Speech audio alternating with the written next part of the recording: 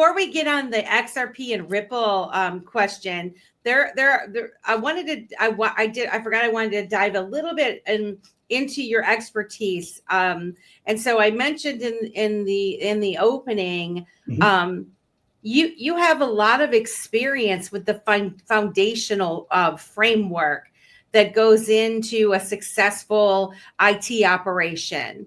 Like the IT operation of a company is like super important that everything functions correctly, right? Yeah. Can you tell us a little bit about that experience, so people understand just exactly what you are? It's the reason why I think, call it hubris or brazen, or it's why I think we're going to be able to pull this off. Yeah. And it really is a collection of the team, not so much me. I may have the vision and, we may be the ones behind funding a lot of this stuff, but it's all the team. It's in all actuality, it's only the team. And we'll get into that. But yeah, so I came up through the trade, Simon. I built 6 houses that we lived in, was a part of over 1,000 remodel projects for one of the number one remodeling companies. They went up to 30 stories. That was where they capped it. And then I transitioned into architecture and engineering. So I did everything except the stamping, right? The AHJ. When I started out, it was architects, and when I finished in semiconductor, that was all engineers. There was architects as well, but it was almost all engineering.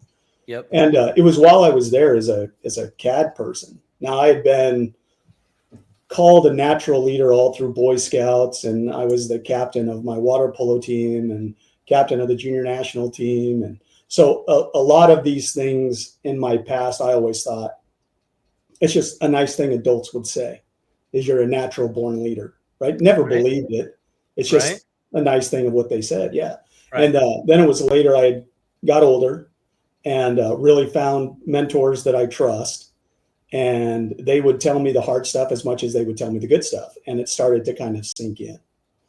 And while I was at Intel, that's the semiconductor in your computer, Intel. Yeah. We had a fire drill. And now at this point, I'm still just a CAD monkey. Right, I'm just drawing circles and lines and everything. Yeah. Very, I know what very, that's like. very important, life and death stuff. But I'm still just drawing lines in different colors, and they mean specific things, really. And when we had a fire drill, and we all exited. If you've ever worked in a fab, everybody goes to a specific place in a parking lot. You've got the very official people with the hard hats and the high vis vest, and they're walking around with a clipboard and they're taking attendance. And we have very, very critical security protocols for where you would be in case of an emergency, because door to door, it was a mile from where our office was on campus to the entrance of the fab. And the fab is so huge that it could take 30 minutes, 45 minutes easily inside of the fab just trying to find somebody. Yep. So an architect that had worked for this company, I won't mention their names, but he wasn't outside with us. And people were asking, and again, I'm just a low-level employee. There's nothing special. And the EMTs found him at his desk. And the security doing the rounds when they walked back through the offices, and they were going through the fab, because he didn't check out or anything. They found him slumped over at his desk. Oh, no. Oh, no. And he had a heart attack about 4 hours earlier in the day. Holy smokes. So he was unable to move or anything, thought he was going to die, and slumped over at his desk and had hundreds of people walking by him for hours not noticing. Oh, my goodness. And they said if they hadn't got to him 10 to 15 minutes later, he would have passed away. Man. Wow. And that event shook me to my core, because I really saw that, the love for employees and stuff like that. Our employees are the most important thing. It's all talk. And we went right back to the same pace that drove this guy to a heart attack. Yep. And then an opportunity came up for me to get into project management. And I had never done anything like that before. And I knew I had to study, had to go back and get my master's degree. So all of that kind of coalesced in 2009. And that's when I started my project management, ranked all the way up to the senior role provider for 2 different states, 5 different factories, inked a couple record-setting jobs. 20 billion was the largest capital expansion project. So I was a part of the engineering team that wrote the RFP and saw the build out of the first fab. And then we did all of the tool installs. So seeing that from the inside there and just the pace, I ended up, knowing that I was on a clock to be working there. The average lifespan in that industry was 7 years. Wow. And just from burnout. Yep. Great money, horrible hours, horrible stress, trying to keep up with technology is insane. And then I got headhunted by Nike Technology. So that's the IT division of Nike, and was hired during a hiring freeze. So I was a contractor. They hired me during a hiring freeze. And that's where I really started to advance in the ranks of IT, becoming one of 3 that managed all of the global deployments, the releases for Nike. And while I was there, that's when I realized something that was very hard for me to accept. And I never actually did. And it's one of the driving forces behind Fintech Management Limited, is that I met the most talented coders and developers that money could buy.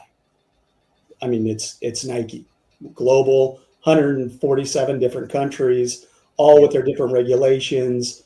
Everything is just a little bit different per country. And all of these guys had to be spot on and they couldn't miss. But none of them ever got credit. Not ever. Nope. Not once. Man. They would be driven and forced to work ungodly hours with no excuses and, no ability for quality of life. And their names were never mentioned anywhere. And so inside of the technology, that's where I ranked, from being just a IT project, senior project manager, all the way up to director level, running the global deployments. So all of the Nike Plus upgrades, everything on their website, all of their IT systems for their high volume manufacturing, all of the background stuff in the manufacturing side. So all their upgrades that they do there, as well as the web facing, public facing, and then everything on the back end for the business side, the administration side. And so seeing both semiconductor and their entire high volume manufacturing process, soup to nuts, from the beginning of when we receive the chip until we have to prove out that we can produce it at high volume with very, very little defects. And then the same in the apparel industry for Nike. All of these systems revolve around IT. And I saw that this is where my future is. And the reason is it's never going to stop. It's just accelerating. And so I realized that, in IT, and for anybody out there that's interested in project management, it's just an industry that's exploding. You can work from home. You can become a certified PM in 90 days. I am on sabbatical now, but I taught adults in their executive program to finish their degrees at a private university. And I'll just put it out there for everybody. Until Fintech Management Limited gets so busy that I can't afford the time, I'm willing to walk anybody through the exact steps that I took to be able to work from home. If you're interested. Melissa,